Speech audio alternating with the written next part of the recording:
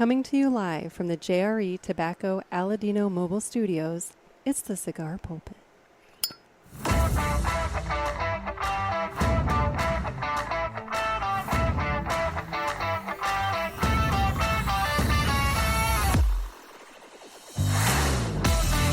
Hello, everybody, and welcome to another sermon from the Cigar Pulpit. I'm the Bishop of the Bird, Nick, and with me today, we have Cherry Chernobyl. How you doing? Hey, I'm doing well. How are you? I am doing well, and so today, we're gonna do a little bit of business, kind of gearing up for some stuff. So the voting is done. You all have spoken. The Parishioners Cigar of the Year voting has completed. I have been working to tally up the numbers to get the proper people contacted so that we can get them, or I can get them on the show. And so coming up on Tuesday, you will find out who you all selected as the Cigar of the Year. But then also I'll go over. I'm thinking I'm going to go over the top 5. We don't need to stretch this out into a top 25 fucking thing or anything like that. That's ridiculous. But I feel like the top 5 is a respectable amount. But that's coming up on Tuesday. But today I'm going to be talking about a few things. Specifically, I'm going to be talking about some shenanigans taking place in the Hoosier State. Bunch of Hoosiers. And then I'm going to be talking about my own personal top 10 cigars that I smoked in 2024. Now, Cherry, for your purposes here, I want you to understand, I am not ranking these. No. These are in no particular order because I don't want to make it seem like I enjoyed one over the other. You know, it's like, you know, I don't want to. I'm not picking favorites amongst them. It's like picking a favorite child. You know, Yeah, you love them all in love- different ways, Yes. but just each one you love just as much as the next. Precisely. And so, while it might be a spoiler for my list, I really don't care. Tonight, I am going to be smoking the Henry Clay Warhawk Rebellious from 2020. I broke into my stash. This is a 6x54 Toro featuring a Nicaraguan Habano wrapper, Nicaraguan binder, and Nicaraguan filler. And I broke into this box last year. I smoked a fair number of them, and I still have some more left. And like I said, it might be a little bit of a spoiler, but I figured I would go ahead and smoke this tonight. So it is now time to cut the cigar, and the official cutting is brought to you by 2guyscigars.com. That's the number 2guyscigars.com. 2 Guys have been around for 40 years, and they are the trusted name in the cigar industry. Everybody knows 2 Guys, but if you don't, please give them a try. You won't be sorry. Family-owned and operated, 2guyscigars.com does the very best to provide a great selection, fair prices, and excellent customer service. What more could you possibly want? In fact, I am waiting on a shipment right now from 2guyscigars.com. It is... I expedited a couple of cigars to come my way so that I could have them and have them prepped for Tuesday's episode. So, you know, if anybody's in the mail system and they see my box come through, don't open it up because it contains the Cigar of the Year for the parishioners. But anyway, please go to 2guyscigars.com for your next cigar purchase. Tell them that the Cigar Pulpit sent you. And remember, that's 2guyscigars.com. And with that, it's time to go ahead and cut the cigar. Yep, I've got the Cigar of the Year coming my way. And I know what it is. You do know what it is. Mm-hmm. Yeah. I've seen the list, but I'll never tell. I mean, no. You can tell, like, next week, but right now, it's premature. It's premature. We don't want to... No spoilers. No. You guys came through, though. There's a fair number of votes, and it all went relatively smoothly. You know, there was, I think, one individual who decided that they didn't quite understand the concept of first, second, and third, fourth, and fifth, and they voted for 3 cigars in first place. and then one cigar in second place and one cigar in like third place. Maybe they couldn't choose just Well, one but see, favorite. they had to. That was the whole thing. It's like you gotta pick one. It's like you can't just give 3 first place votes. So anyway, I whatever. mean, it's difficult. We just figured it out. talked about. Your favorites in no particular order, because It's true. how can you pick just one? So That's valid. don't ask from your listeners what you're not willing to do yourself. Oh, look at you putting me right there on the spot. I'm just saying. Oh, all right. Well, wow. I'm not going to make you tell me your favorite now, but probably probably of for my Tuesday. 10? Well, yeah. I'm not going to put you on the spot like that, but That's good. maybe you should be thinking about it for Tuesday. I don't want to. No, I don't want to be. No. No. Anyway. Okay. All right. All right. Well, I'm going to fire this guy up. So let's listen to the greatest commercial you've ever heard.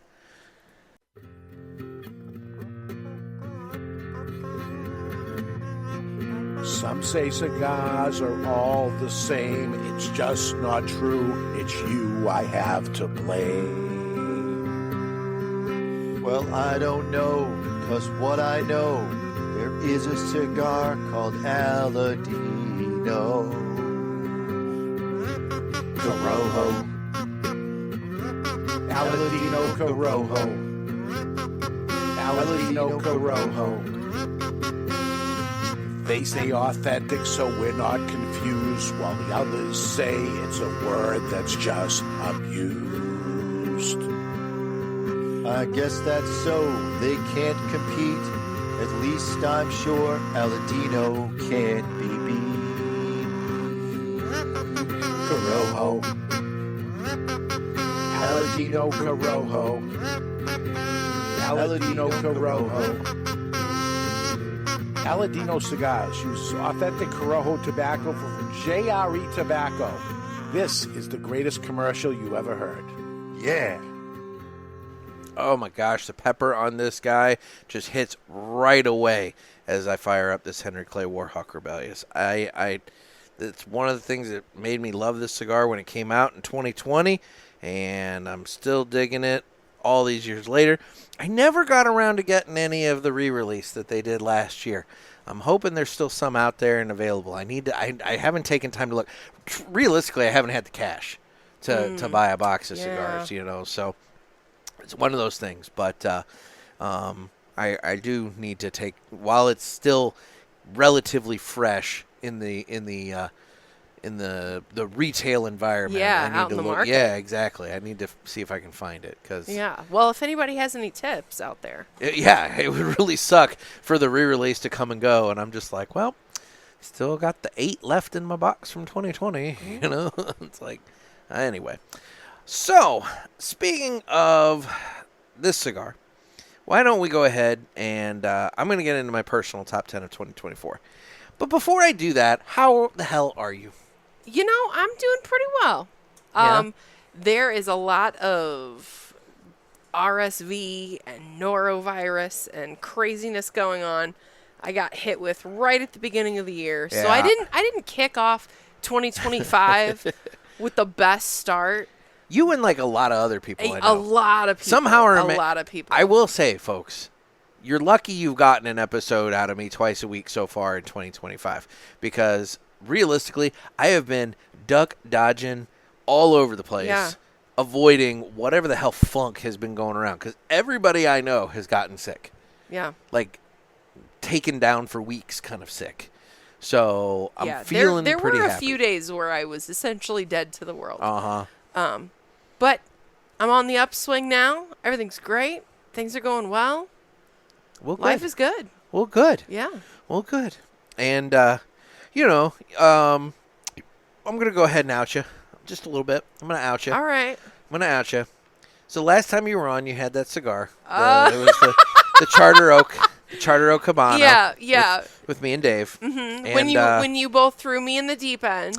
Threw you in the deep end. And told me that after. Well, I didn't realize it was quite as deep as it was. And but I got to give you credit. You're a trooper. Yeah. I didn't know until after we were done recording that, I kicked your ass with that cigar. Yeah, probably the So- last, maybe. You kind of indicated the last third. Yeah, about at the the time. last. Yeah, I was gonna say So- like last third, last quarter of Yeah. it. It was starting to get to be a bit much. So- my second cigar ever. Yeah, exactly. I'm not a smoker. I don't, I don't like vape, candy cane, Sour Patch Kid, whatever. I That's don't. good.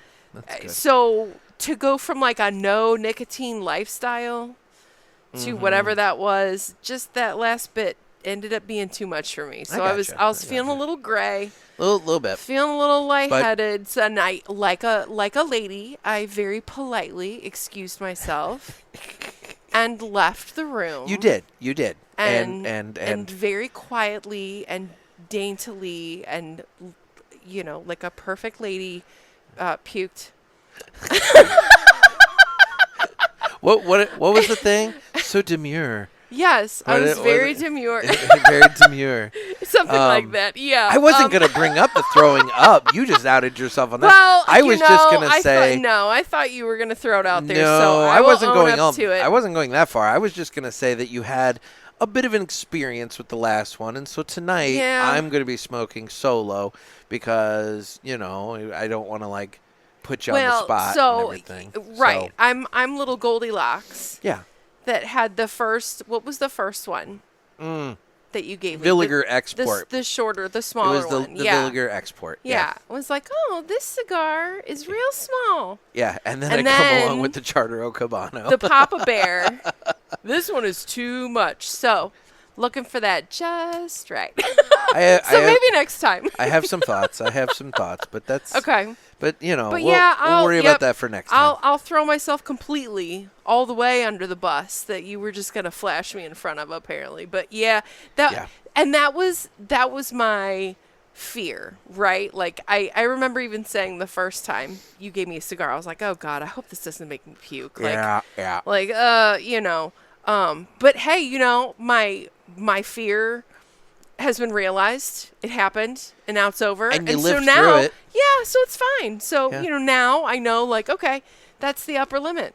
Well, I was gonna say That's now my boundary. we know your boundary, and that's Yep. good. So we'll stick to Robustos or smaller. Sure. And we'll go for maybe a little bit of a lighter smoke. Yeah, So that's I'm still bowling with the bumpers on here. It's all right. You know.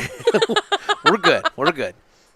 So anyway, I just wanted to include you into this since it's about to get very like cigar heavy for a moment. No, but- I understand. I'm learning along with everyone else. So, like I said, I have a news article out of Indiana I want to discuss, and I figured you'll have plenty to chime in there. But I figured first I would go ahead and go over my personal top 10 of 2024. And again, this is no particular order. This is just ones that I enjoyed. So for what it's worth, these are 10 cigars of equal value that I enjoyed. I don't like making somebody feel like I liked somebody over somebody else, Sure, I I'm way too understand. conscious of people's feelings in that regard. But anyway, I want to start it off with one cigar that I smoked as part of the stars review process for the cigarauthority.com. And that was what I found out later. It was cigar 7C, I believe. But it is the Yaya Bagua Robusto. And I had smoked the Yaya before. I had this cigar. I enjoyed this cigar a lot. And then this cigar comes along, and I did my little tasting thing. And I remember thinking, holy fuck, this is the best cigar. I am loving this cigar so much. Wow. And to the point that when I submitted my review to Dan Davidson over there, I emailed him and I was like, dude, this is the best cigar. Like, you don't have to tell me, but realistically, I really want you to tell me now so that I can what this is, because Yeah. I don't want to wait to find out what this is. This Right. is super good. I promise I won't tell anybody. I need more of this in my life. And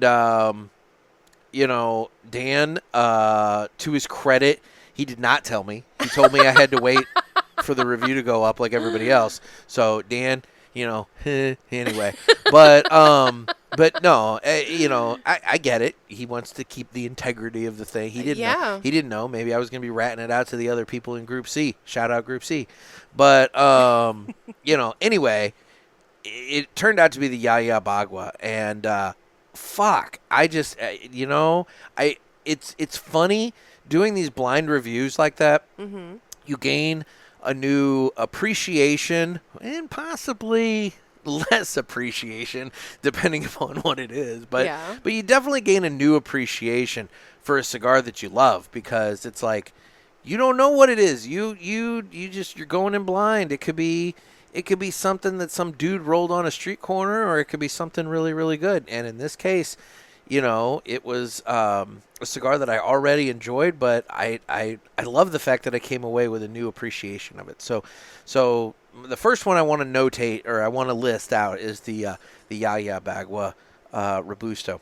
Now the next one is also a Robusto, and this is one that I first had at TPE 2024, and at the time that I smoked it for the first time there at his booth, I told Jonas that this is the best thing that you guys have put out.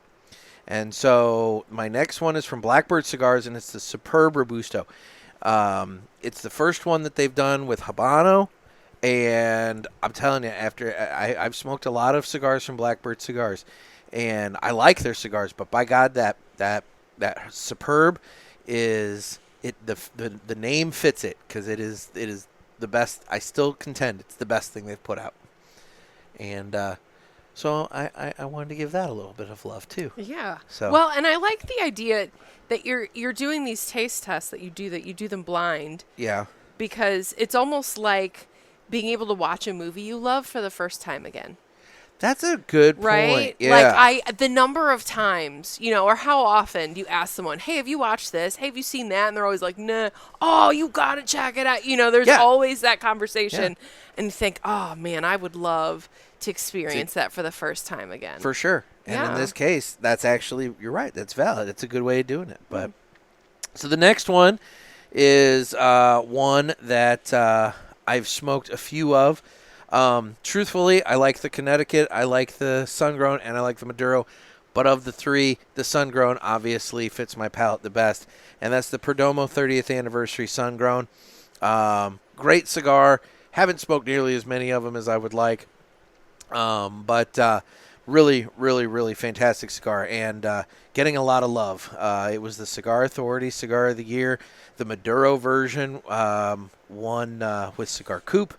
I mean, it's getting a lot of attention, and so well deserved, and I really enjoyed that. My next one is one that I had at Pulpit Fest, and it's one that a very select group of you out there had, because if you were at Pulpit Fest, you had it. If you weren't, you missed out, and so you have to be at Pulpit Fest this year. But it is the Villiger 1888 Nicaragua, but in the box press version. That was a fantastic smoke. And, and I'll get to the 1888 in a little bit in a separate little category that I've got called Safety Blanket. But let me tell you, the 1888 Nicaragua in the box press, it's so interesting how turning a cigar from round to box press makes such a drastic difference. But in this case, it totally did. You got different spices. And it was fantastic. So I really, really enjoyed that box press version of that cigar. And I need to be hitting up Renee to find out where I can procure more of those, because I think my supply is out. So really, really enjoyed that. The next one I have on my list is the one that I'm smoking right now, the Henry Clay Warhawk Rebellious. I cracked open this box last year. I had a listener that they had been hoarding some of these from 2020 as well. They opened up their box of them, and they scared me. They smoked one, and they said, dude, this is smoking like shit. Like, I think we waited too long. Because you can, if you age a cigar, at some point, there is that point where it peaks, and then it starts to, taper off. The flavors get softer and more mellow over time. Like if you smoke a cigar Right. that's maybe from the 80s that somebody has preserved, up to this point, so it's 40-something years old, Yeah. whatever. You're going to, the flavors are going to be, it's going to be light. It's going to be much more mild and mellow than what it was. It loses flavor over time. Sure. But there's a point. There's a peak. It'll actually ramp up in flavor and whatnot. And It it'll ripens like fruit. Precisely. And then it hits that sweet spot, and then it starts to taper off. And I was worried that when he told me, like, dude, this is smoking like shit, I was like, oh, my God, did I wait too long? So I opened it up, and, he was wrong. He was way wrong. Way wrong. All right. And then what was funny is the next, I conveyed that to him on the show. Yeah. And said, dude, you were wrong. And then he emailed me and was like, yeah, I smoked another one. It's smoking fabulous. I'm like, see, there you go. Yeah. So, that was that you got single was an anomaly. one little dud, Yeah. know. Now that kind of timeline on when you hit that sweet spot, is it different for each type of cigar? It is. Or And the thing how do is, you know? you got to just every once in a while break one out, fire it up. And, it's just kind of one of those things. You just kind of take one, you have it, and you're like, this is good. It's getting better. And then at some point, you're like, we might be slightly sliding back a little. And then it's like, okay, time to burn through them. Yeah, it's like this the is not spinach rapidly rotting. This is not going to get any better. Crisper drawer of my fridge. The bananas have gotten brown. Yeah, it's time to make bread with these. Bingo. Yeah. This is you got to get through them now. So All right. yeah. So yeah, you just kind of just give them some time and kind of burn through them. So Okay. But anyway, the Henry Clay Warhawk Rebellious, I've been making my way through that last box of them that I have there. And like I said, I gotta find myself a box of the 2024 release because, by God, it's just. And if anybody has any hookup with the Henry Clay Company, I mean, I'll give them 6 months of free advertising for a box of the Warhawks. It's like just the Rebellious. Just send them my way. I'm not much of a beggar, but in this one I will be glad to trade. Let's make a deal.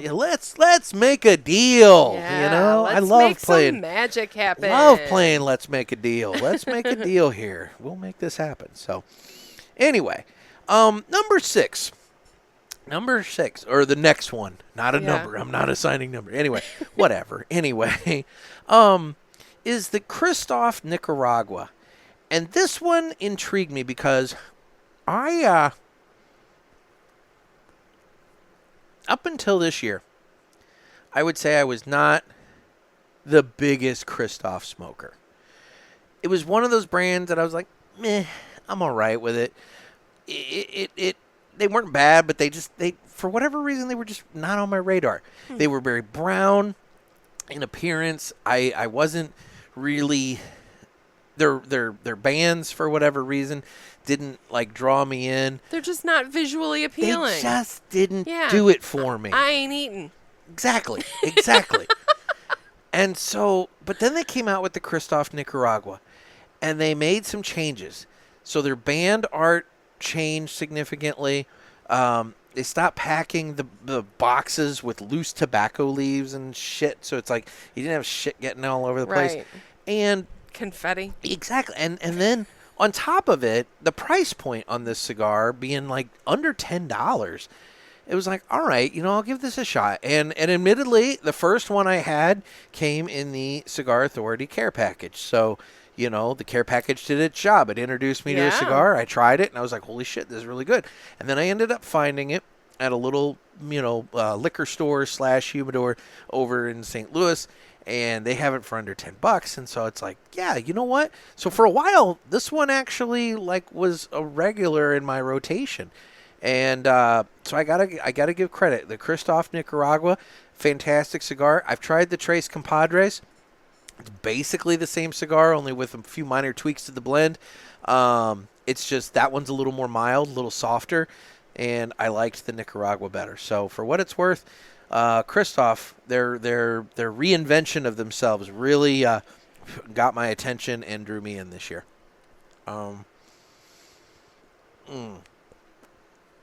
I'm having to remember to take puffs in between so that I don't let my cigar go out because I really don't want to have to relight this. No. Now the next one, oh God, my headset is sitting really oddly on my left ear, and it's bothering me. Sorry. Hitting your glasses funny or No, something? it's like it almost, I don't know. It's hard to describe, but it's like leaning in a certain direction. I don't know. Whatever. It's a me thing, I guess. The next one is actually a limited edition that came out, and I have a love-hate relationship with limited edition cigars because when I find one that I really, really like, it really sucks not being able to get it again. Hence the Henry Clay Warhawk Rebellious. But in this case, it was the Aladino Cameroon Reserva.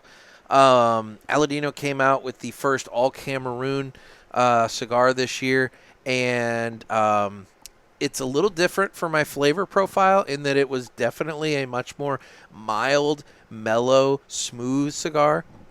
But what I'll say is, holy shit, I don't know if I could have found, without going into a higher price bracket, and I'll get to that in a minute, I don't know if I could have found a more elegant smoke this year. That was the word that just came to mind the minute I started smoking that, and every single one I had since then has been like the headline word for me for that cigar is elegant. The Cameroon Reserva is just an elegant cigar, and I really, really enjoyed it. Your elevated dinner party. I don't know. I'm picturing James Bond in a tux with tails, and Maybe. there's a guy in the corner with a monocle. I feel like I have one left in there in my humidor. I feel like I have one left. And one of these days, if I break it out, I'm not going to do it on the show because I'm going to want to actually sit and enjoy it. Yeah. But one of these days, if I break it out, I'll have to make sure you're there. Okay. For no other reason than that way you can try it and take a puff. I'll bring my elbow length satin gloves. Oh, there you go. There you go. We'll get one of those like smoking sticks where it like take the cigarette sticks, but we'll have it as cigars, so it's like super far out, you know. Long, yeah. telescopic cigar holder. The next one that I have on my list is one that was a gift. It was a housewarming gift from Ed Sullivan, and I got to give Ed Sullivan credit. He was the only one that gifted me cigars for his housewarming gift. All you bums didn't send me shit, but no, anyway, no. Ed was very, very kind and sent me some cigars. And one of the ones he sent me is one that I would not have had it not been for him. He sent me the HVC Hotcake Fresh Out of the Oven Toro, and it was another limited edition cigar. Why, holy crap! It was awesome, and it was really, really good. I hear it's coming back again in 2025 for a limited run, so that's good. I'm fine with limited runs if it becomes an annual thing. Yes. Like the Yagua. Like a seasonal. Precisely. Yes, exactly. Like the Yagua comes out, I think, like 2 or 3 times a year from J.C. Newman. It's not available all year long. Yeah. I can't go to the store right now and find one. Right. But sometime at some point in the year, I'll go. There'll be 3 boxes of them sitting there, 1 open for singles and 2 for a thing. Yeah. You buy a box. Yeah. And you just slowly smoke through that, and that typically gets me until the next time it releases, I'm convinced that's the only reason that scarcity, that window of opportunity is the only reason why people continue to buy the McRib.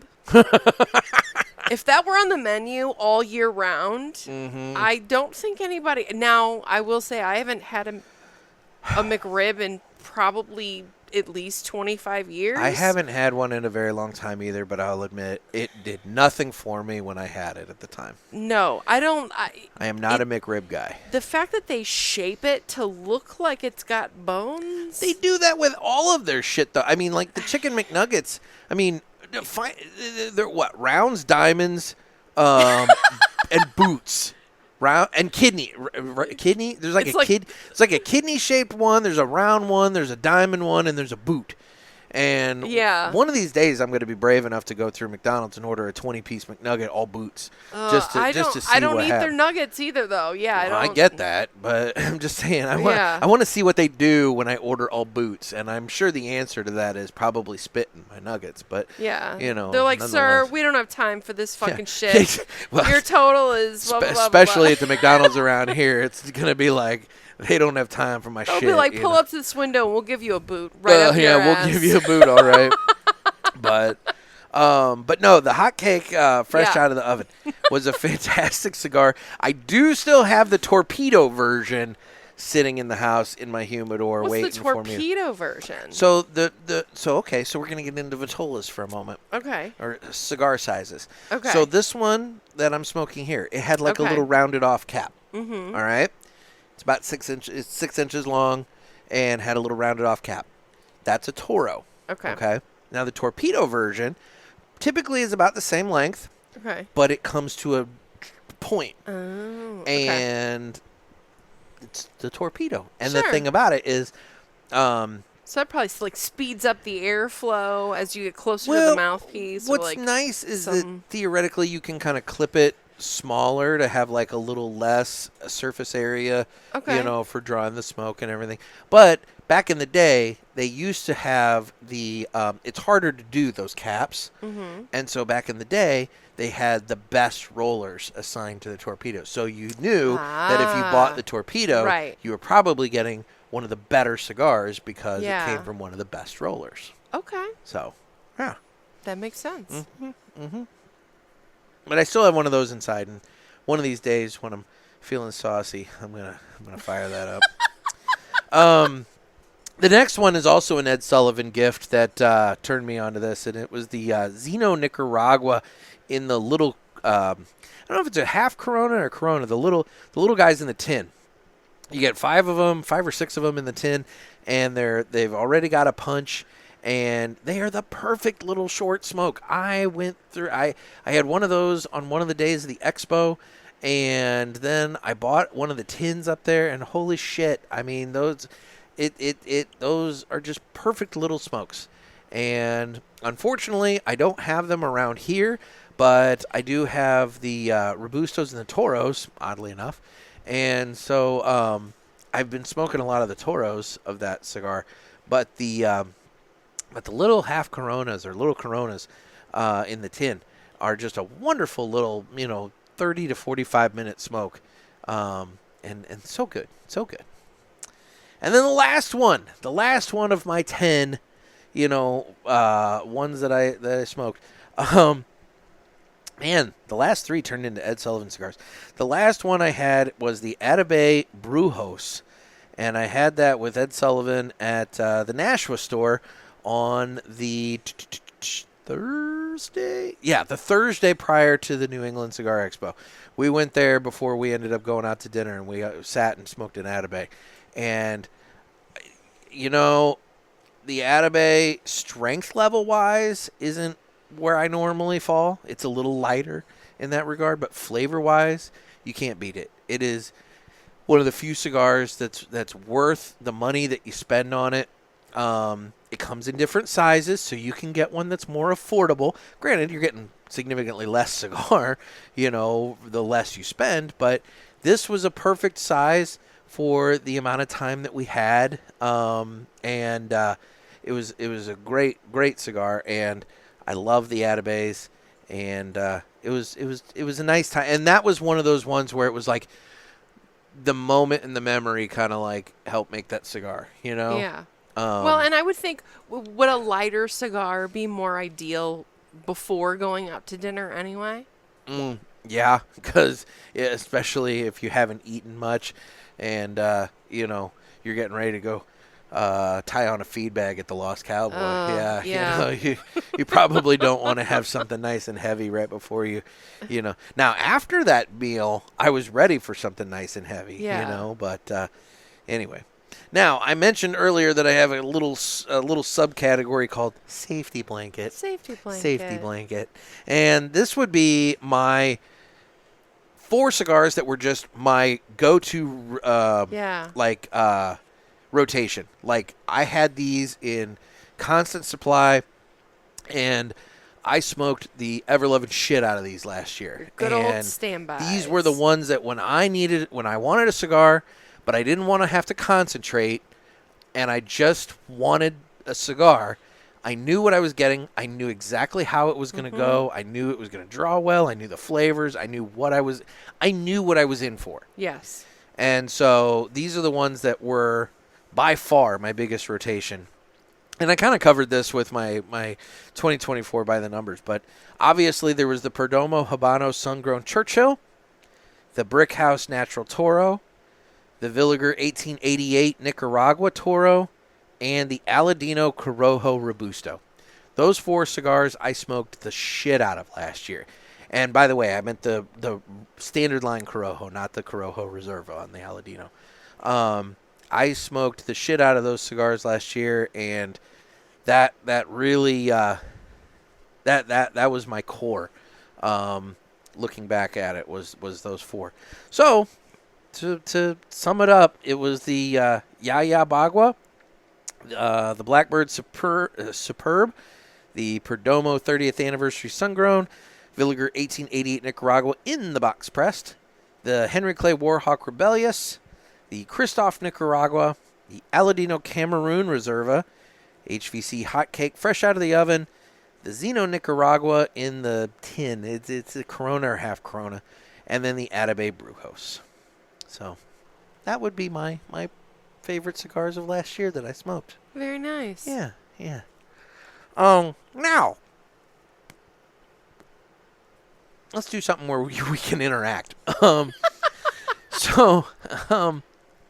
The state of Indiana, the Hoosier state.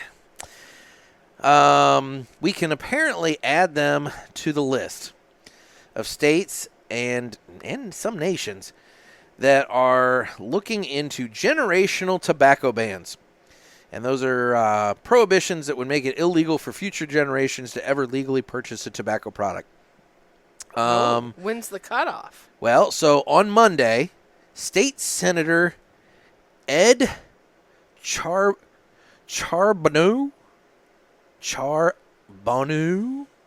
it's a very French name. It's Charbonneau. Charbonneau. He's a Republican representing the 5th District of Indiana.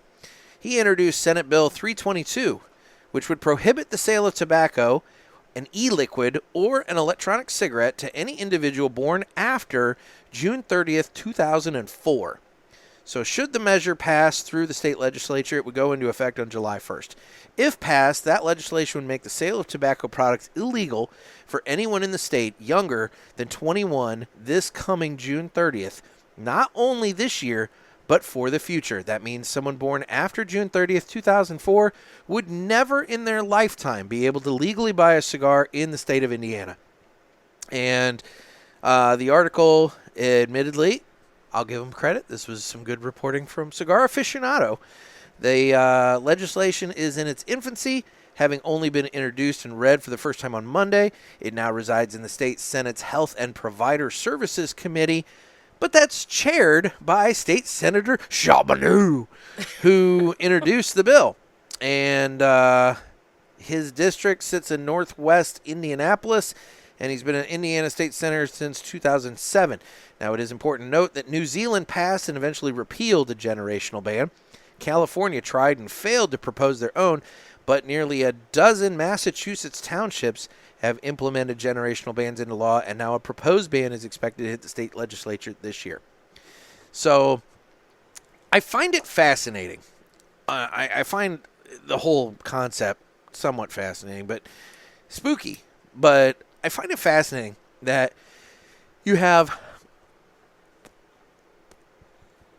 traditionally blue states between California and Massachusetts implementing this, or trying to at least. Thank God California failed, although they did enough damage with the taxes and everything out there.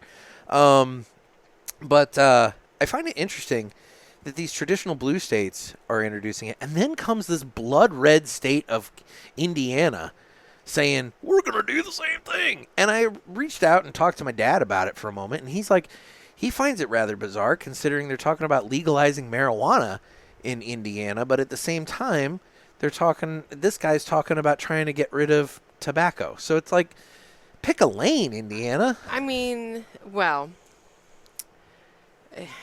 the hypocrisy shouldn't be too surprising. It's not to me, but more importantly, number one, prohibition just doesn't work. No, it doesn't work. It doesn't work. Doesn't work. Because you know what? I know people in Indiana that drive to Illinois to get their weed. Right. Yeah. So it's not stopping. The fact that Indiana doesn't legalize it doesn't stop people from Indiana from getting it. No, they're just losing out on tax revenue. Bingo. But by putting a generational ban on cigarettes or tobacco, they're doing the same thing. Yeah. I mean, I can't imagine that this is actually going to be entertained in earnest. I really don't either. But I mean, especially given the fact that Indianapolis, the city itself, is host to a number of really nice cigar lounges. You've got Nikki Blaine's, which has been there for a long time and is a gorgeous little place. You've got the Rocky Patel Burn Lounge, which is very nice. Kind of pricey, but it's nice. And a whole host of others that I can't remember off the top of my head. I mean, like Indianapolis, there's more cigar lounges and bars in Indianapolis than there is in St. Louis. Sure. In terms of like what you would consider, I'd say there's more shops. Maybe. Yeah, I would say there's probably more shops in St. Louis, but there's definitely more bars and lounges. Well, and so the two go hand in hand, right? So if you suddenly have people who are 21 and are of legal drinking age are not allowed to smoke, then they're not going to be spending their money and generating tax dollars and revenue at the cigar lounges and bars. No. So, it's not even just the tobacco tax that they'd be losing out on. And also, people are going to do what they're going to do. Like, are we really going to believe that's actually going to work? Well, and what about online sales? What's stopping somebody in Indiana that is of the legal federal age? Because, again, this is a federally legal product. Right. Pot is not a federally legal product. Correct. And you've got all these states passing that like it's no big thing. But, what's stopping somebody from Indiana, let's say this passes, what's stopping somebody from Indiana from going on to twoguyscigars.com and placing an order and having cigars shipped to them into the state? I don't personally think there should be anything. I mean, right. They're not buying in Indiana. They're buying in New Hampshire at that moment. Right. They might be based in Indiana, but... and let's say, okay, they are prohibited from purchasing it. Are they allowed to possess it? Hey, man, you stand outside the dirt cheap, like, hey, man, can you go buy me some smokes? Yeah. Well, it's exactly. It's legal for me to possess them, but I can't go in and buy them. It's like if they're sitting around smoking their cigars, and it's like all of a sudden, can the cop walk up and be like, right. Let me see your ID. Oh, it says here that you're 23 years old, but you were born after June 30th, 2004, right. Which means that's contraband for you.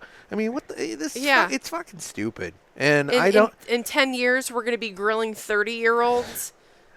to see if they're allowed to smoke that cigar. I just, for the life of me, I don't understand why all of a sudden this is coming up as an idea.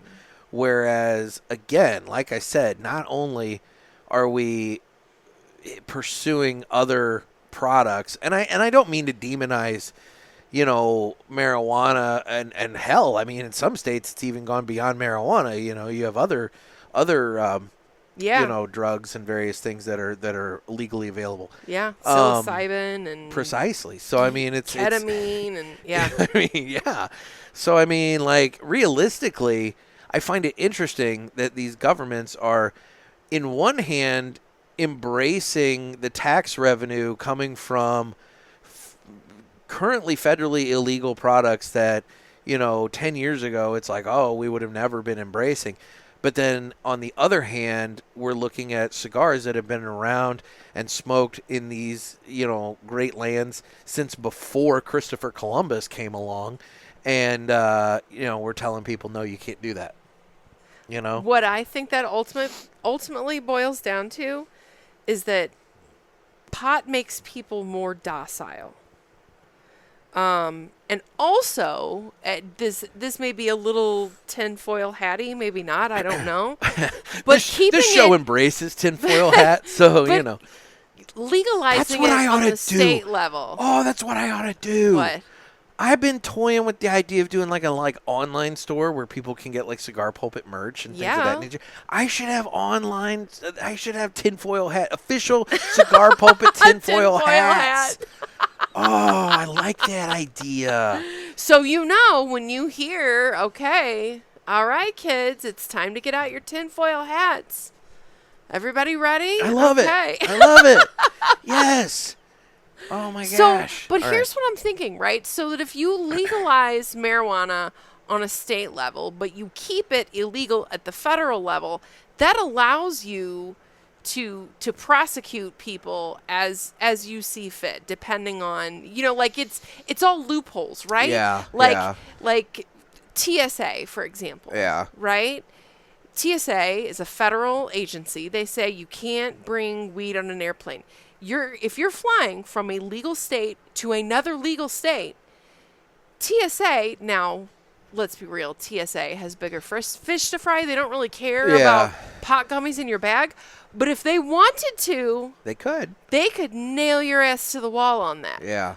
Now, I will say, in my previous work experience, I would much rather deal with people who are high on weed than people who are intoxicated on alcohol. Oh, well, that's when people get violent. But generally, overall, if you can keep people stoned, you can get them to not care about a lot of shit.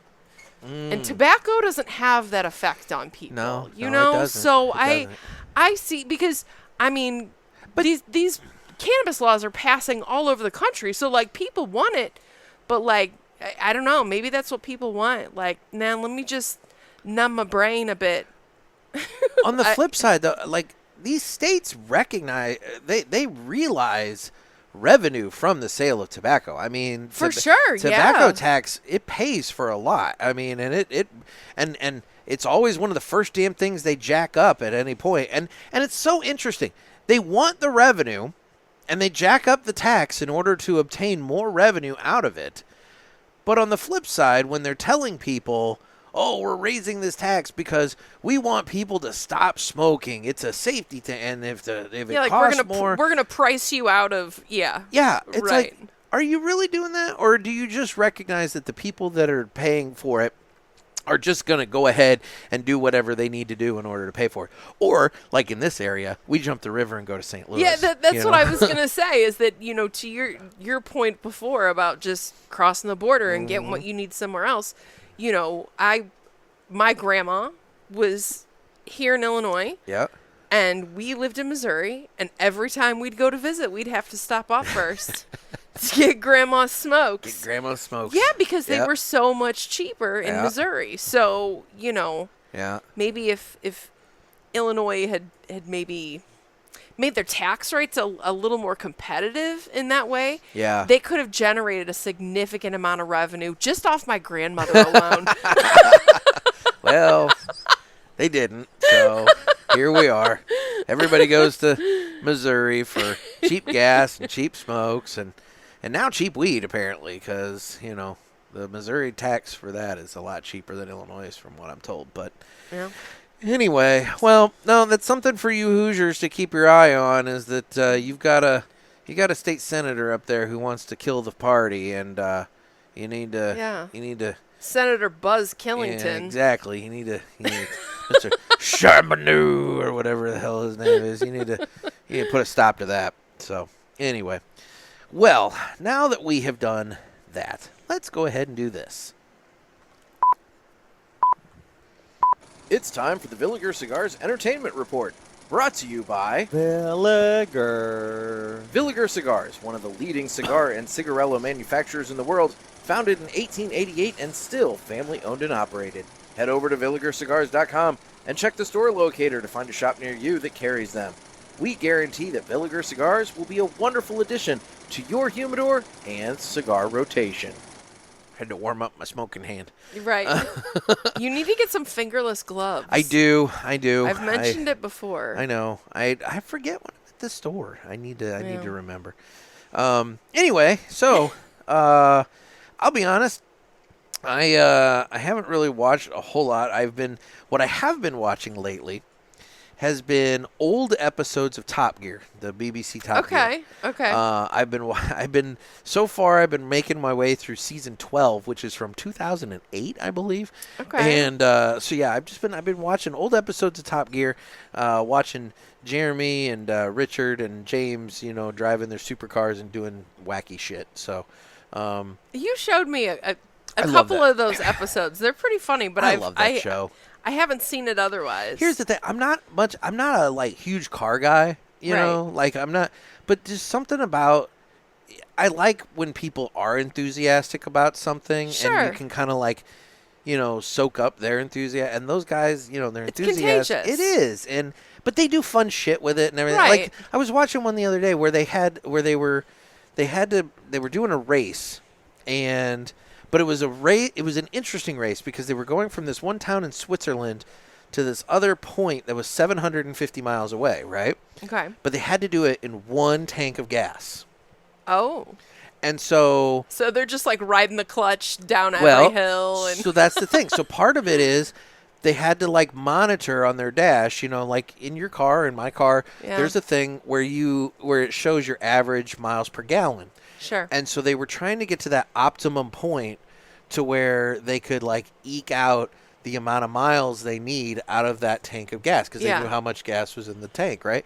But on the flip side, they found that when they hit the sweet spot for the average miles per gallon, their speed wasn't enough to get them to the end point in time for the event. Shit. So they had to figure out a way to go faster but then also regulate out the average miles per gallon. So it was interesting. It was different. It was fun. So, and then That's there was very in depth. And for then a there race. was Jeremy who said it's literally impossible with these cars with the amount of gas that is contained in these tanks, and with the peak average miles per gallon that these cars can obtain. It's literally impossible to go 750 miles. He's like, the closest one was, I think, if they did it perfectly, they could get there in they could get 740 miles. So they'd still be 10 miles shy of their goal. So but anyway, that was the most recent one I was watching. Unless you're Flintstoning it and you're just running the car down the road as you're pushing. Flintstoning it. Okay, side note, what's funny about you saying that? What? That's what my friends and I used to call it when we would drink beer in college, because we would go to this one bar, and we all knew the manager guy. He wasn't the owner, but he was the head guy. Yeah. And he would come to the GameStop that I worked at, and he would buy his video games from us, and we'd give him the employee discount, and he'd hook us up with refills of our pitchers, right? I mean, it was Keystone Light, so it wasn't good beer, but nonetheless, you'd buy a pitcher for $5, and you'd be drinking on that all night, right? Right. We'd all just get a pitcher.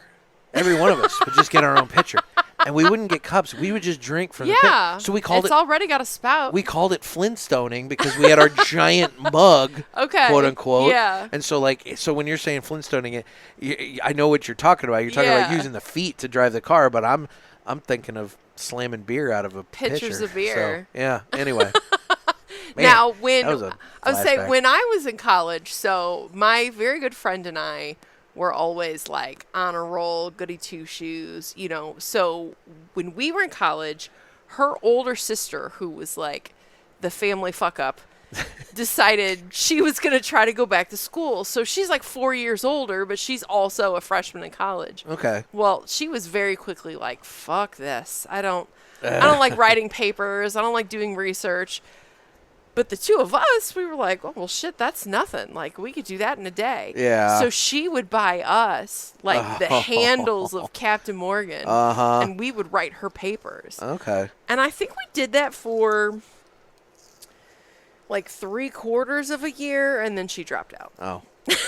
Well, But it was, it was great while it lasted. I would say there went your supply, but yeah, well, what are you gonna do? I mean, that was a sweet trade-off for me. I didn't like going to that bar all that much. I mean, we went all the time, but it was a frat bar. And all the dudes there were frat guys, and all the women there were sorority women.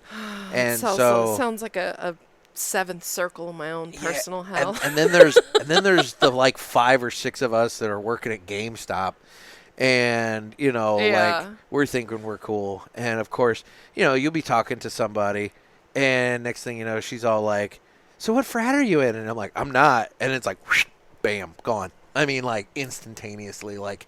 Just like, don't waste my time. It's like, you hear about people ghosting people. Yeah. I've been ghosted in real life, in person. In face to face, I've been ghosted, where it's like, gone, and they're just gone. That's a the bold end of that. move. And it's like, well, all right then. Like, well, that's a pretty good indication you're not a person I want to talk to. Exactly. And and it quickly became a point where it's like we realized, like, we're not talking to. Like, the lady folks at Gatsby's is not interested in right. us, I'm not here to meet people. I'm just here to Flintstone this picture of Keystone Light and get on with my life. Thursday nights. Every Thursday night was Thirsty Thursdays. Every Thursday night was $5 picture night at Gatsby's, also known as Fratsby's because of the clientele. Of course. Anyway, so I've been watching Top Gear. What have you been watching? So I actually have been watching quite a bit because I was just out of town for the last few days. Okay. I was taking a training class. And you talk about going out and talking to people and not talking to people. That's me. A lot of people, they go out of town for work and they're like, fuck yeah, I get to forget about my shitty, mundane, boring life and my spouse that I hate. Get you go party. And the kids I can barely stand, and I'm going to go tear up the town. Get drunk in the hotel bar. Yeah. Go get into shenanigans with colleagues. Okay. That is not me. I'm going to wrap up class. I'm going to jet. You're not even going to see me. I'm just going to Irish exit, head back to the hotel, hold myself up, and everybody leave me the fuck alone. There you go. My life is great. I don't need anybody's shenanigans. So, me being out of town for the last few days, it was like, all right, what am I going to spend my per diem on for dinner? And then what am I going to stream? So what'd you spend your per diem on? What did I mean, I was kind of in like the middle of nowhere, so it really wasn't like fine dining. Chain restaurants at best. Yeah. I had like McAllister's one night. That's not bad. I mean, you get a potato the size of a football. Well, there. So I got a half a potato, which is really just like a regular size potato. Yeah. But I fucking love potatoes. Their chicken salad sandwich is really good. I'm sure that it is. But I really wanted that potato. Yeah. Well, you can get the half chicken salad and the potato. Half potato. That's true. I'll have to try that next time. Anyway, so I was out of town for 3 nights. So each night I watched a different movie. Oh, there you go. So a couple of my, like, you talk about your safety blanket. I've got movies that I go to and watch time and time again. For sure. And so the first up was 7. Okay. The 1995 classic. Do I still have it? What? Oh, damn, I don't have it on the board anymore. I used to have the, what's in the box? What's in the box? Anyway, I don't have it on the board anymore. Damn it. Yeah. It's a fantastic movie. It is one of my favorites. Yeah. I think it was, I don't know if it was Kevin Spacey's first role. It was an early one for him. Yeah, if it wasn't his very first, it was his first major role. Who knew that in reality he was probably creepier than he was in that movie? I will say that when I first started watching, what the fuck? Now I'm blanking. Where he was the president. House of Cards. House of Cards. Thank you. Yes. Yep. I really enjoyed that show, but when I did too until he left. Well, when I first started watching it, yeah, I started getting that feeling of like, he's too good at this. Yeah. And now that I think about it, like American fucking Beauty, for fuck's sake, like yeah, like he's really good at all No. of this, and like American he's probably drawing off of just his own personality. Boy, a American bit. Beauty is definitely one of those movies that when you look back on it, it does not age well for a variety You're like, of this whole reasons. thing is fucked. I mean, that's a good movie, but it's like, yeah, this is. It's just Yeah. horribly messed up. Yeah, there's a lot of those movies in the 90s. Requiem for a Dream, horrible. Yeah. And, you know, some people would probably argue that Seven is one of those movies that's horrible. But No, Seven is a good. love that Seven's movie. a good crime thriller. It holds up. Like, Yeah. I mean, of course, you know, you watch it now and, like, seeing the technology that they have. And, like, Yeah. they're running fingerprints. And, oh, well, guys, this could take days. You might want to go find somewhere else to wait. And, like, you know, they're sleeping on the couch while this old green screen computer is manually checking scans of fingerprint cards, you know. But the storyline, all of that, I mean, it holds up. Kevin Spacey is a perfect villain. He is. The I still think Kevin Spacey, aside from House of Cards, because I think that role was made for him. yeah. They fucked up. They had that show going so perfect, and if they would have followed the British version, it would have come to a nice conclusion. But Netflix wanted to keep it going, and that's when the They're like, deviance. money. That's when the deviancy came out, and then they had to drop him, and then that last season just went to shit. I haven't even finished it. Like I watched like 2 episodes of it. Yeah, I'm like, it did kind of drop off, but my But, my favorite in that was Doug Stamper. For sure, So, for sure. Yeah. But Kevin Spacey, I think, for my money, in terms of like movie roles, Yeah. Usual Suspects.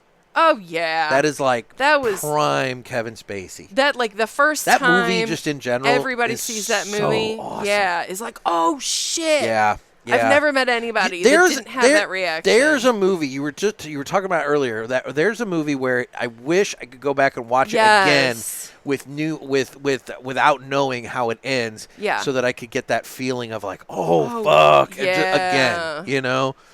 I love being caught off yeah. guard like that. Oh, that was such, and that one, that one such definitely a good got movie. me when Such I saw a good it. movie. Anyway, Yeah, so I watched Seven. Okay. I watched it right before bed. Oh, that's great. Didn't have any bad dreams or anything.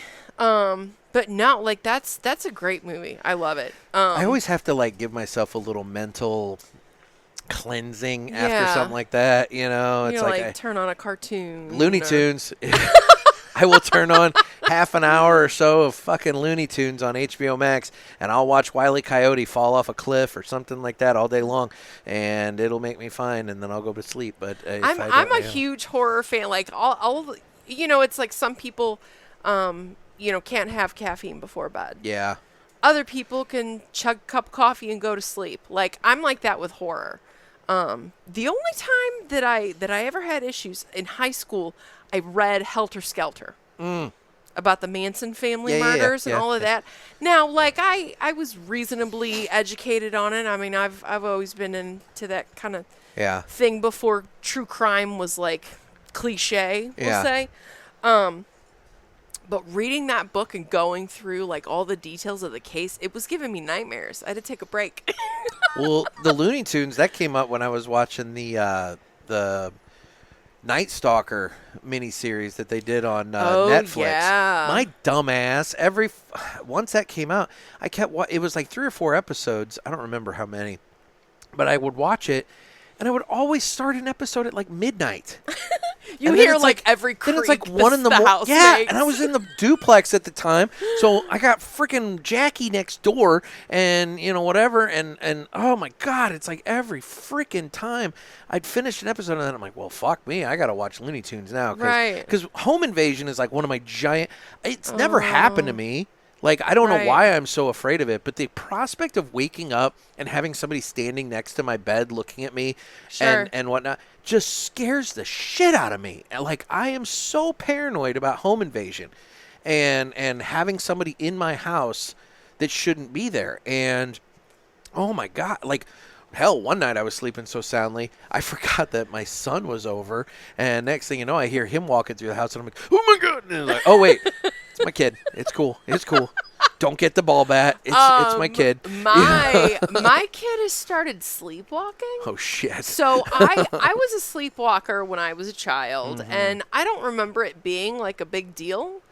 But my kid has been waking up, and he just kind of is vaguely confused and upset, It tends to happen but with won't that. speak, and he just kind of wanders around like a lost sim. When you're not supposed to, like, wake him up. Yeah, so I just try to, like, just gently guide him back to bed, or half the time he wants to come into my bed. Yeah. He's 8, so he's Yeah. he's little, but he's also big enough to steal my whole fucking bed. But, like, better that than him wandering around the house, I guess. Yeah, no but kidding. he has yet to terrify me, because that does sound, you always think, like, oh, God, you have a kid, and, like, imagine you're sleeping, and they're just standing there like, Mom. I'm like, oh, God. Right? No, But exactly. it hasn't happened yet. He hasn't terrified me like that. Max is he's woken me up to turn on his cartoons at 5 a.m. a couple times, and I've like jerked awake, like, oh Right. God, but like I've never punched a kid, thankfully. That's what I'm afraid of. I'm Meanwhile, afraid I'm he's gonna be like watching- up in my face and be like, Yeah. like Thomas, and I'm gonna be like, whoop, like popping. It's like I'm just like, oh fuck, please don't. Honey, you can't startle Daddy like that, Please okay, don't. buddy? Please don't punch the kid. Please don't punch the kid. Yeah. Anyway. All right. So 7. Yeah. All right. And then what else did you watch? Okay, so then I watched a movie it's on Amazon Prime called Coherence. Okay. I think it came out in maybe like 2009, somewhere around there. Okay. Wasn't on my radar till probably like 5 years ago, and I just stumbled upon it randomly. But I really like it. So the idea is it's centered around a dinner party. And this one gal is the main character. And the night of the dinner party, there is a comet that's flying overhead. And it's Okay. kind of, like how people had Like eclipse parties. thank you. That's what I was thinking. So it's like a comet party. Exactly. They're having a Okay. comet party. It's a dinner party. And while she's on the way, she's on the phone with her boyfriend, who's also on his way. And her phone, the screen just cracks while the phone's in her hand and drops the call. And it's like, what the fuck? Okay. So she gets to the party, and she's like showing everybody, and oh yeah, they did say on the news that weird things like this could happen because of the comet. Well, then more weird shit starts to happen, and I don't want to give anything away, but it's sci-fi. It's kind of the idea of multiple universes, and the decoherence and the universe splitting into multiple universes. So in one and- place and it's the things- Berenstein Bears, and one place it's the Berenstain Bears. Right. Okay, And okay. and Okay. Amir, where's Amir? Oh, I don't know. Oh, hey, here's Amir. But wait a minute, are you our Amir? Or are you Okay. another Amir? Okay, Like okay. kind of that sort of thing. So it's there's some suspense in there. There's kind of some sci-fi aspect to it. But it goes in a direction that you wouldn't expect. Okay. And it's an interesting kind of thought experiment, we'll say. Okay. All right. Yeah, really enjoyed it. And what else? You said you watched 3. I did. So So you the had 7, and then yes, so Coherence. Coherence. Yeah, Coherence, two of my comfort movies. Okay. And then last night I decided to watch something new, and I watched Monkey Man. Monkey Man. And I should have looked this up in advance. I apologize, but I just know it's the guy from Slumdog Millionaire, Okay. right? It's essentially it's an action movie, but it's also like a righteous revenge. Mm-hmm. So it's like an Indian John Wick. Okay. Only instead of like avenging his dog, Yeah. he's basically like getting revenge for, this childhood. You get the impression that his family's been killed, or that he was made to be an orphan, So or he's but like you a don't. Batman mixed with John Wick. Yeah, Okay, he's an okay, Indian alright. John Wick Batman. I can get behind that. All right. Right. So, okay. but there's a lot of action. Okay. Lots of fight scenes that are very well done, and and it's called Monkey Man because he is basically just like a bare knuckle boxer. Yeah. And that's how he makes his money. And all of the boxers wear different masks. And he chose this monkey mask, and his fighting name is Kong. Oh. And they're okay. like, that's the stupidest name. The audience hates you. Like, you're a shitty fighter. I mean, he's not, but he just, this poor guy just keeps getting shit on over and over and over. But then he goes Indian Batman John Wick on everybody. Nice. All now, right. there's also like heavy doses of, we'll say, like social commentary on like the corruption of the Indian government. Okay. And like there were certain aspects of the movie that made me think that if I were from India and I were more plugged in to social issues, that like they're obviously sending some messages that I'm not necessarily the the audience for. Okay. But it was a good movie. It was like 2 hours, so a little longer than I would have expected for essentially an action movie. Yeah, I would have thought maybe 90 minutes, but it's good. I recommend it, absolutely. Okay. There are some subtitles. It's not all in one language, so I don't know if there's a dubbed version. I don't have a problem with subtitles. I don't either. So yeah. So okay. Yeah, I would recommend it. Well, very cool. All right. Well, then let's go ahead and do this now. If you don't have anything else. Yeah. It's time to fly high with Blackbird Cigars. Blackbird Cigars offers you remarkable quality using the most delicate and finest tobacco to always ensure that you're receiving unsurpassed cigars. Blackbird Cigars strives to give you undoubted repeating flavor for every cigar you smoke and impressive quality so that you can always expect greatness. Check out their website for a full list of stores carrying Blackbird Cigars and give them a test flight. Blackbird Cigars, can't clip our wings. So we got an interesting one for you today.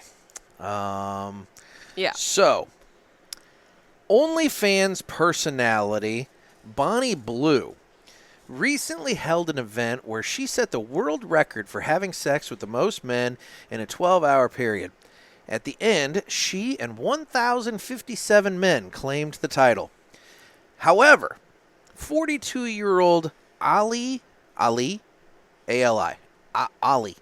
like Prince Ali, Ali Walker, said that it was the most surreal experience of his life.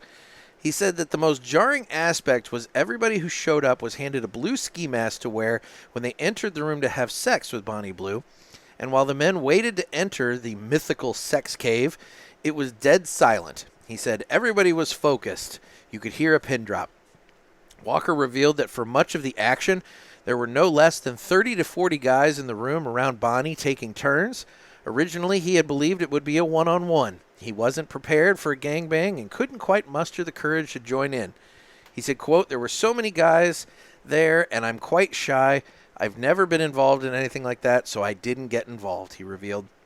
So for recognizing when he's in over his head and taking a step back, be like Ali Walker and Blackbird Cigars and don't let anybody clip your wings. I think you all thought I was going to probably give it to Bonnie Blue, but no. No. I'm giving it to Ali Walker for saying, I don't want to be number 1058. I think I'm going to back out of this one.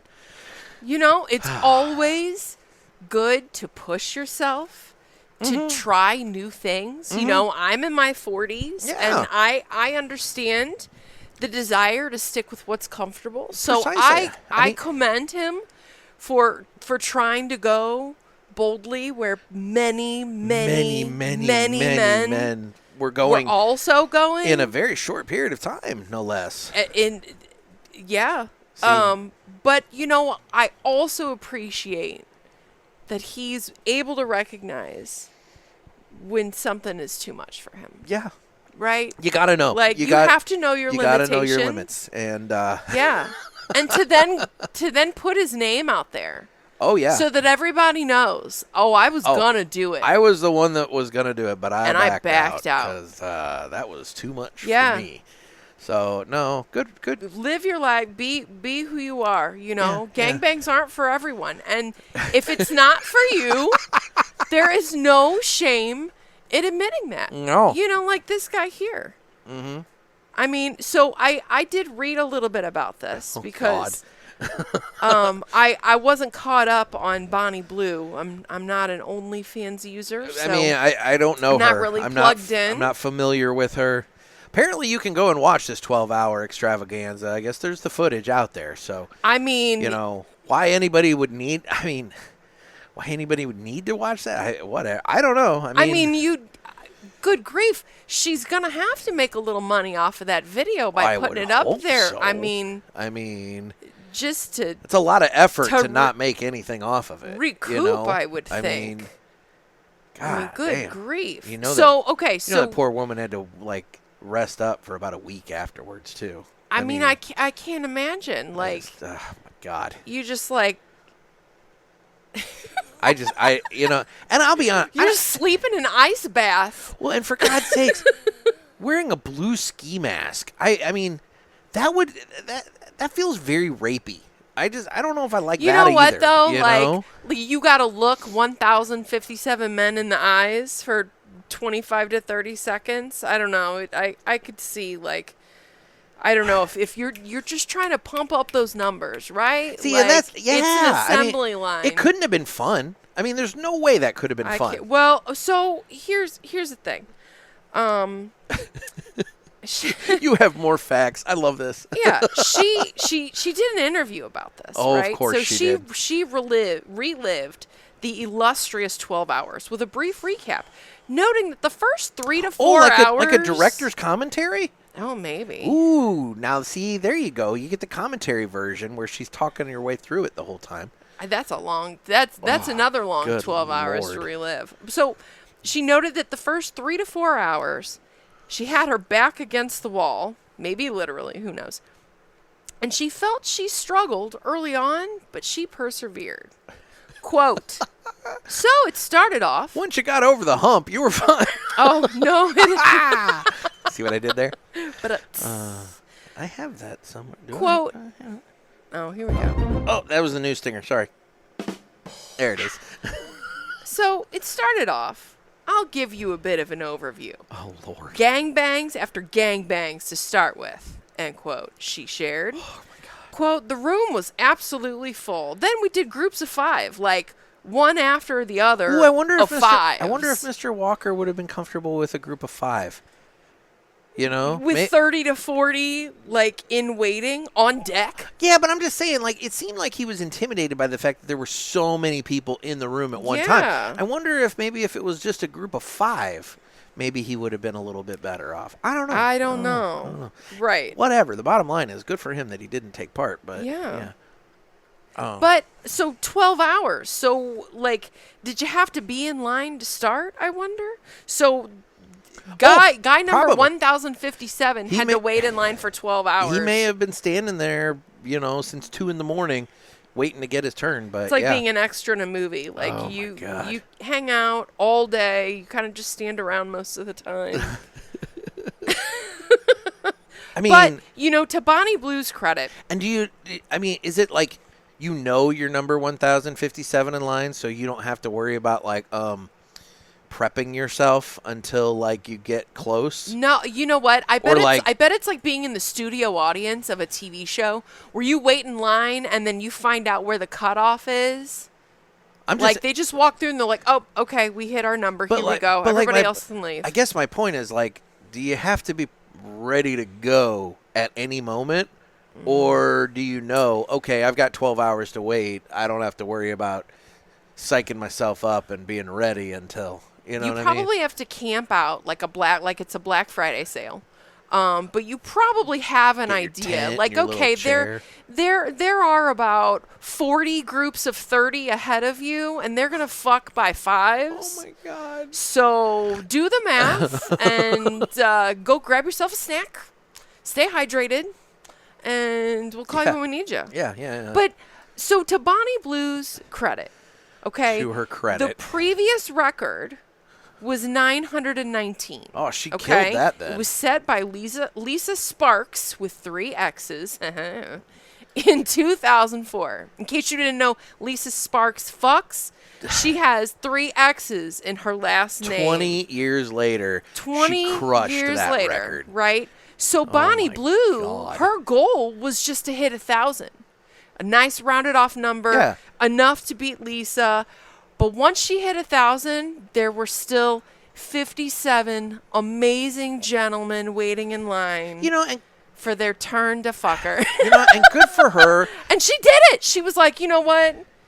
Good for her I'm for gonna do respecting her fans enough to go ahead and go Yeah. the extra mile. I'm not going to waste your time. I'm gonna say that would be disappointing if you're number 56 and it's 1056, Yeah. and suddenly you're like, oh man, Right. But at the end, I mean, who knows? Maybe God. she's talking to, Mr. Walker. And she's like, are you sure? I mean, I've got time. If you want to be 1058, and he's like, nah. I mean, I think I'm good. I don't even like blue ski masks. Yeah, You've just already had so much today. So much. It's been a long 12 hours. We'll call this a day. Do you think they let him watch on the sidelines to decide, like Well, you're based off playing the double article, dutch? Based off the article I read, yeah, he had a front row seat for a while. Yeah. I don't know if he saw the whole thing, how- but he at least saw it for a while before he decided, I'm tapping out. I'm Yeah, not you gonna think do at this. some point they're like, hey, buddy, if you're going to stand around and watch. Yeah, join it. You Jump got in. it, yeah. Jump in or get out. Right, yeah, You're taking up room exactly. in the room. Yeah, right. This ain't a spectator sport, son. Oh my God! All right. Well, that was. He's going to live his truth, though. Good Good for him. There you go. And good for her. Well, so I have another segment that is making its return on this episode here. For those of you who remember back in the day, we had Pinky's Fun Facts. And Pinky, by God, she has lots of fun facts, but they're not really fun a lot of times. They're usually pretty fucked up. But no, we're back with more Pinky's Fun Facts. Hey, it's your girl Pinky. Ready for a fun fact? Male giraffes have a bizarre way of picking a mate. They headbutt a female until she pees, and then the male tastes the pee to see if she's ovulating. This has been Pinky, and I'll be back next time with more fun facts. Well, there we go. Well, now we know how male giraffes pick their mate. I actually did know that. Holy shit. I don't know how I knew that, but I actually was just having a conversation the other day about being at the zoo and zoo animals. I think because with the winter weather and the zoo being closed, they let the penguins out to go for walks. And the conversation just started from there about the zoo, and somebody else was talking about that they had seen a giraffe drinking another giraffe's pee straight from the tap. And I was like, yeah, they do that. I mean, I don't know how you can taste. Apparently they can taste the ovulation. You know what, though? That may very well work in humans, too. It's just that not that many of us are going around drinking each other's piss. R. Kelly. At least I don't think so. I mean, is that what he... R. Kelly was in that. I don't think that was why he was doing it, but, I mean... He's like, this isn't weird. I just want to know if you're ovulating. And maybe Diddy. I don't know. Lord knows what Diddy did. 50 Cent knows what Diddy did. What didn't Diddy do? He's got that documentary. Sure. It's like, what did he do it? Did he do it? I'm waiting for that one to come out. Did he do it? I heard Netflix got that, but Dang. I don't know when that's hitting. But anyway, well, I'm available. Thanks for the fun facts, Pinky. Yeah, thanks. So that'll be on Fridays. We'll have Fun Fact Fridays coming up for a while now. I got a bunch of those lined up and ready to roll. So, well, I'm available on the socials on Instagram at the Cigar Pulpit. I'm on Facebook where we have the Pulpit Parishioners group. On Twitter/X, you can watch this on Rumble. If you're not on Rumble yet, get over there because at some point YouTube's going to yank me down. But I'm on Rumble, and then, like I said, I am on YouTube for right now. I've got my warning. I don't have any strikes yet, but let's be real. All they have to do is watch any number of the other shows that I have, and whatever got that one warning is going to pop back up, and they could strike me in a day if they really wanted to. And then if you use Spotify, I do have Spotify video. So if you want to watch it on Spotify, you can watch it on Spotify. And then, you don't have socials. No. Not for promotion. Not for promotion. But I will say, really, folks are going to have to catch you on Rumble because what's really going to get you on YouTube is that somebody in Indiana who was born after June of 2004 will be exposed to one of those videos, and that's going to be enough. Gonna be it. Because you know what? We've got to protect these 21-year-olds Mm-hmm. We have to help them from themselves. Won't someone think of the children? The grown adult children. And then obviously I need your calls for the Ask the Pulpit episodes. Give me a call, please. At this point I am kind of begging slightly. Area code 863-874-0000. That's area code 863-874-0000. Well, guys, I am down to the last little nubby bit of my Henry Clay Warhawk Rebellious. It's been a nice, earthy, woody, peppery smoke. The pepper was very prominent right off the light, but it's been such a pleasure to smoke this thing. I need to get another box. I can't just if I have just the 8 left. I don't know. I'm going to start rationing them to the point that, like, I'll have one on my deathbed at this point. So I need to make sure I get some more so that I don't have to worry about it as much. But fantastic cigar. I really, really like it. And then for those of you who are interested in what you chose for the Cigar of the Year, be staying tuned for Tuesday's show, because that's when we will have our special guest, and we will announce what the Parishioner's Cigar of the Year is. And remember, for those of you who maybe, haven't heard my explanation about this, this is 100% your choice. I took nominations at the end of last year. All the nominations were from you. I didn't add a single cigar to the list. All the voting was done by you. I didn't vote. I didn't have any influence on this whatsoever. This is 100% a listener-chosen Cigar of the Year list. And I did a little bit. The voting was weighted. So if you chose a cigar, if you chose it as your top favorite, your first favorite, that got 5 points. And then second place got 4 points, third 3, fourth 2, and then fifth 1. And so all I did was I just tallied up the votes, and I assigned the point values. And then at that point, there were every cigar had a point value, and the one that got the most points was the Cigar of the Year. And so it's one of those things where it was very good. And I'm happy to say that every cigar on the list, it was a list of, I think, 33. You guys came up with 33 different cigars that you nominated for your Cigar of the Year. Every single cigar got at least one vote, including the Remington, which I know exactly who voted for that. And even though they nominated it, they still voted it as their 5th favorite. So Dakota, you couldn't even give it a top vote. You had whatever. It's okay. I'm It's a nice little joke, Dakota. I'm laughing with you on this one. So anyway, but yeah, guys, that'll be coming up on Tuesday. We will unveil the cigars of the year. So anyway, Cherry, thank you so much for taking time out of your evening tonight to do this. You are very welcome, Nick. Good to be here. Always a pleasure. Guys, this has been another sermon from the Cigar Pulpit. I'm Nick. I'm Cherry Chernobyl. Everybody stay safe and stay smoky.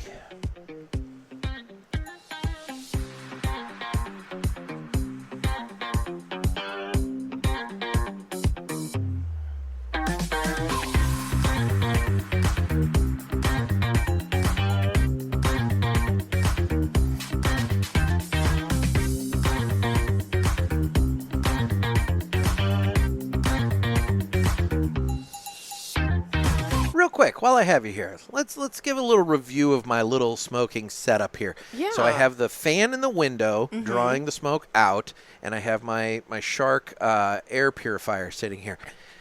Is it better in here now with those items? Oh, absolutely. Yeah. Definitely. Nowhere I near don't as smoky as before? No. So I deliberately did not wash my hair when I took a shower today, because I knew that I would probably leave smelling like smoke. Yeah. And I'm not complaining. I'm just timing things out, being strategic.